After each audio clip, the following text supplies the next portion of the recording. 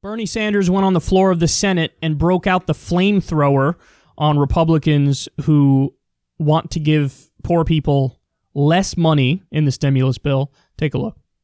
And now I find that some of my Republican colleagues are very distressed. They're very upset that somebody who's making 10, 12 bucks an hour might end up with a paycheck for 4 months more than they received last week.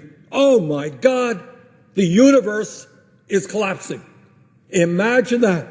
Somebody who's making 12 bucks an hour, now like the rest of us, faces an unprecedented economic crisis with the 600 bucks on top of their regular unemployment check, might be making a few bucks more for 4 months. Oh my word, will the universe survive?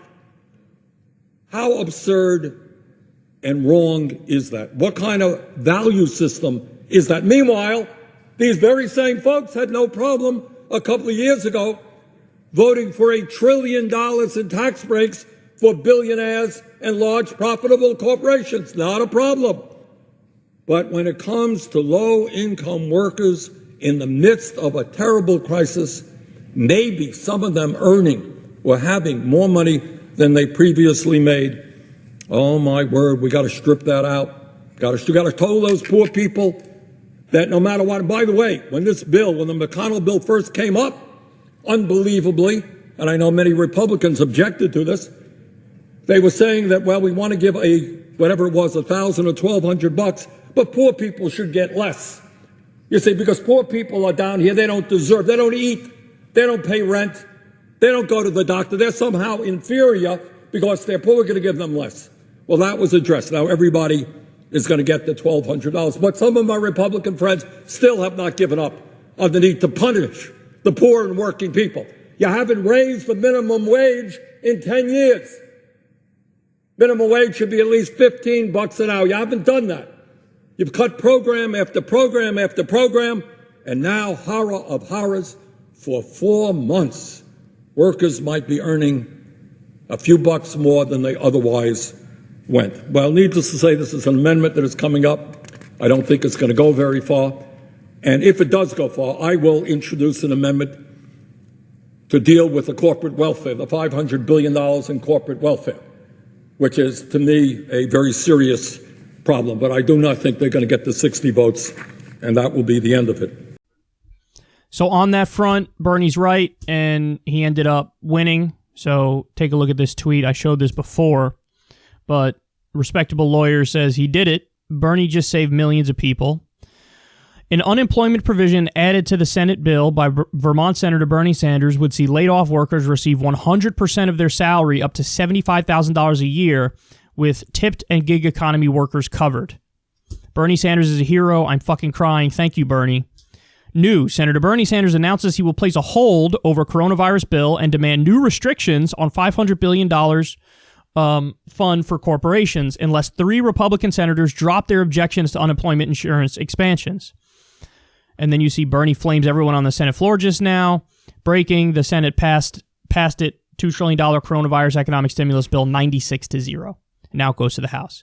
So the provision that he successfully got in there was unemployment benefits will give you 100% of your salary up to $75,000 a year, including tipped and gig economy workers, and normally they wouldn't be part of that, and normally unemployment wouldn't pay out that much money. So without a doubt, the best provision of the bill. Second best being the cash that gets to people, but it's $1,200, and unfortunately, there's still too many loopholes, and you have only people who filed a tax return in 2018 or 2019 get it. You only get the payment quickly if the IRS has your direct deposit information. If not, it might take a couple of months before it gets to you. So this is not really getting people the work that they need We don't need any work right now. We need to all stay home. But it's not getting people the money that they need right now. But still, there were some provisions for the people. Obviously, Bernie is largely responsible for, getting this in there and making sure it's in there. Now, having said all that, I still wouldn't have voted for this bill. You can't do it. You can't do it. You want to know why? Because it's not even just $500 billion in corporate welfare. Guys, it's $4.5 trillion. Because it gives the Treasury Secretary, the discretion to spend up to that much. And let me tell you something. He's going to spend up to that much. And there are very few strings attached.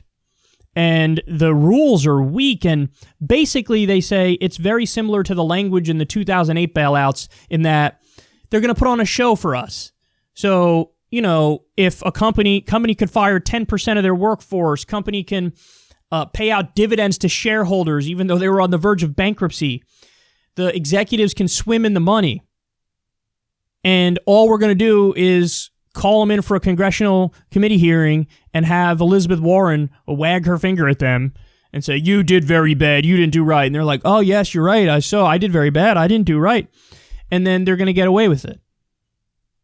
So you can't, I'm sorry, I couldn't have voted for this. You can't do it because this is going to go down in the same way that the Wall Street bailout went down. That's how this is going to be looked upon. If I was leading the Democrats, I would have made it the strategy and I would have talked to all my colleagues and tried to get them on the same page and try to pump out the message that we want a clean vote on a bailout of the people. So namely, the unemployment insurance provision that Bernie's talking about and the $1,200 payment. We want a clean vote on the bailout of the people. And the Republicans keep trying to jam in a corporate welfare fund, which is $4.5 trillion worth with no strings attached, when these companies are just going to need another bailout in a year or two because business is still grinding to a halt. I would have done everything I could to get just a vote on that one thing, the bailout of the people. And then if they slap it down, okay. You slapped it down, it's on you. But I'm giving you the answer. I'm giving you the solution. I'm here for the people. I'm not here for a corporate slush fund, which is just basically solidifying our corporatocracy. In the same way we bailed out the corporations in 2008, we're going to do the same thing now. And you have an economy that's very clearly the haves and the have-nots. If you're part of the upper echelon, you can't fail. You can't go anywhere. You can't go down. Because if you make money, you privatize the profits. If you lose money, you socialize the losses and the government bails you out with no strings attached and you run out the back door with all the money again, as people are barely getting by with crumbs. So Bernie did an amazing thing here, and if it's not for him, the bill would be a hell of a lot worse. But ultimately, this is a Wall Street bailout again. And I couldn't have voted for it. But unfortunately, the Democratic leadership and the Democratic Party is also a wholly owned subsidiary of corporate America, just like the Republicans are, and that's why we are where we are.